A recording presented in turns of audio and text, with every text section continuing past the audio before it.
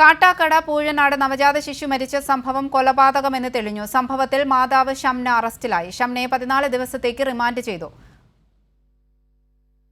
വിവരങ്ങളുമായി നൗഫൽ കൂടി ചേരുന്നുണ്ട്.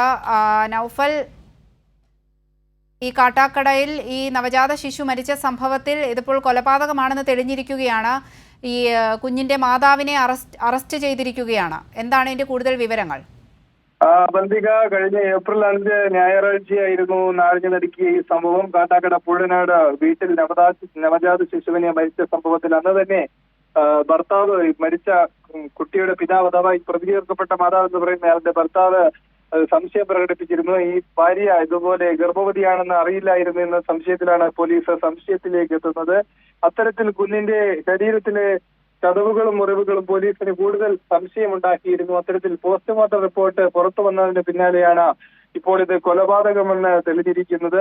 ഷംന കട്ടിലിനടിയിൽ വെച്ച് ബെഡ്ഷീറ്റിൽ പോയിരുന്ന നിലയിലായിരുന്നു കൊച്ചിന്റെ മൃതദേഹം കണ്ടത്. കുഞ്ഞിനെ കഴുത്ത് ഞെരിച്ച് കൊലപ്പെടുത്തുന്ന രീതിയിലേക്ക് മാറിയെന്നാണ് ഇപ്പോൾ പുറത്ത് വരുന്ന വിവരം. അത്തരത്തിൽ വലിയ സാമ്പത്തിക പ്രയാസവും അതുവഴി ഉണ്ടാകുന്ന ബുദ്ധിമുട്ടുമാണ് കൊലപാതകത്തിൽ നയിച്ചതെന്നാണ് ഇപ്പോൾ ഷംന പോലീസിന് മൊഴി നൽകിയിരിക്കുന്നത്. എന്തുതന്നെയായാലും ഇപ്പോൾ ഷംനയെ പോലീസ് അറസ്റ്റ് ചെയ്ത് ആര്യങ്കോട് പോലീസ് പരിധിയിലാണ് വരുന്നത്. അതുകൊണ്ട് തന്നെ കുഞ്ഞിനെ ഇപ്പോൾ ഷംനയെ പോലീസ് കസ്റ്റഡിയിൽ വാങ്ങിയിട്ടുണ്ട്. അവന്തിക.